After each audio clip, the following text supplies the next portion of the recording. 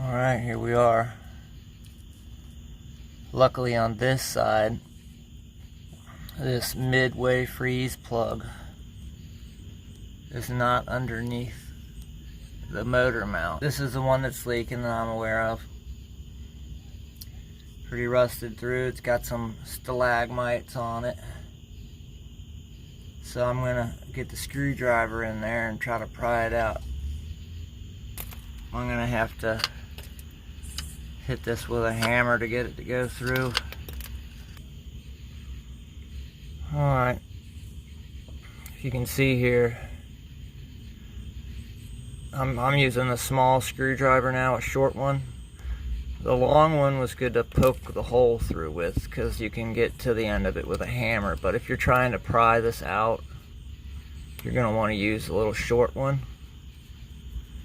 Now, if you can get in here enough to try to pry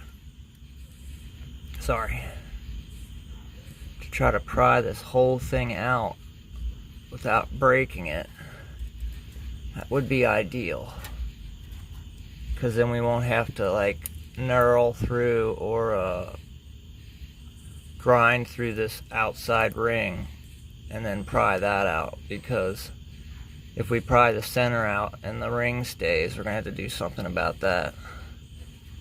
So, try to get in here. And my block is just filled with rust.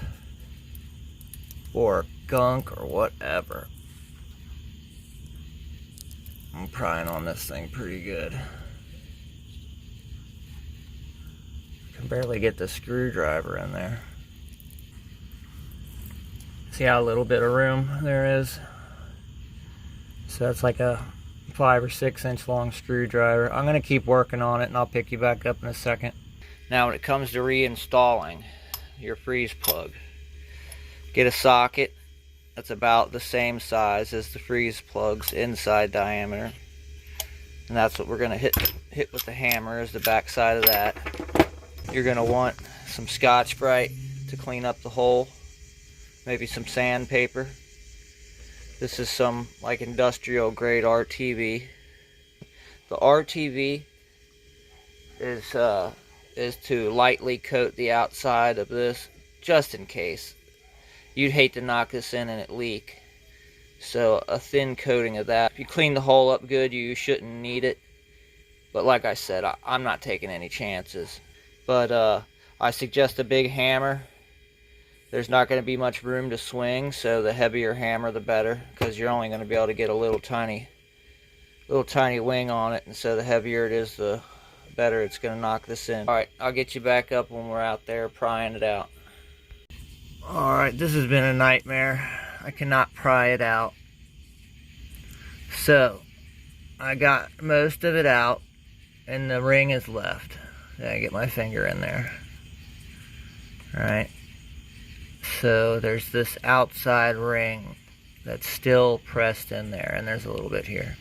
I'm gonna go get my cylinder carbide bit and get it on the end of a drill, and I'm gonna nibble through this edge here. And once you cut through that, it should pry right out of there. It takes the pressure off of it. Yeah, it takes it from being like this and makes it to where it can go like that, and it should come right out. So I'm gonna go get that set up and get after it. All right, folks, these are the carbide bits I'm talking about. I'm gonna start off with this little guy here.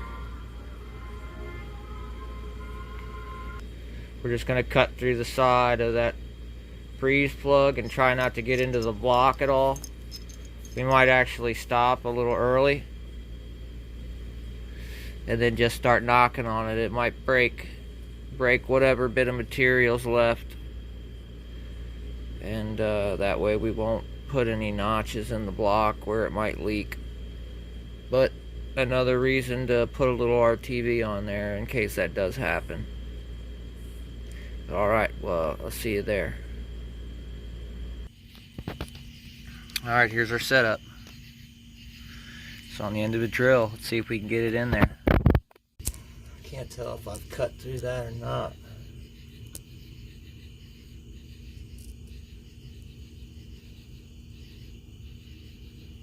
You can see here that I've cut through a majority of the freeze plug. There's just a little bit left on the edge right there.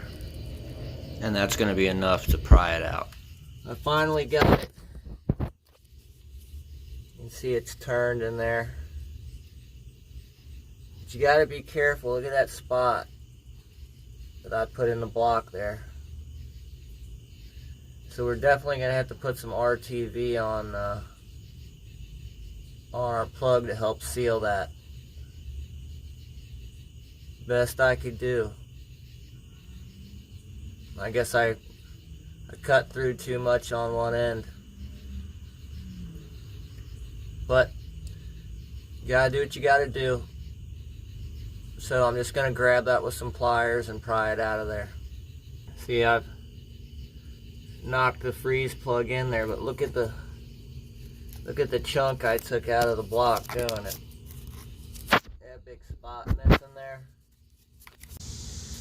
Now it says right on the plug that I'm about to put in here not to use any sealant. What I haven't explained yet in the video is that I have decided to switch over to a rubber expanding type plug. They are a replacement freeze plug. You tighten them down with a wrench and they expand in the hole. You're not supposed to use silicone for those plugs. I chose this plug because it's going to fill that groove I cut in the block. Let's go ahead and we'll stick this up in there and see if it's big enough.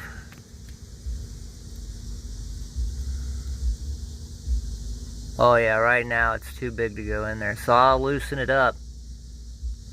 That's good. I loosen it up and stick it in there and start to tighten it up. Whoa, ow. Alright, I'll be right back. Alright, there's my setup. 6-inch extension, a weeble wobble, and a 1/2-inch socket. And I'm gonna crank it down pretty good, but not too hard. It looks like I got a little deflection in that washer. So, I don't know. I'm sure the impact could have tightened it more, but I don't want to split the plug. We'll leave it at that. Throw the starter in. Maybe we'll fill it up with water.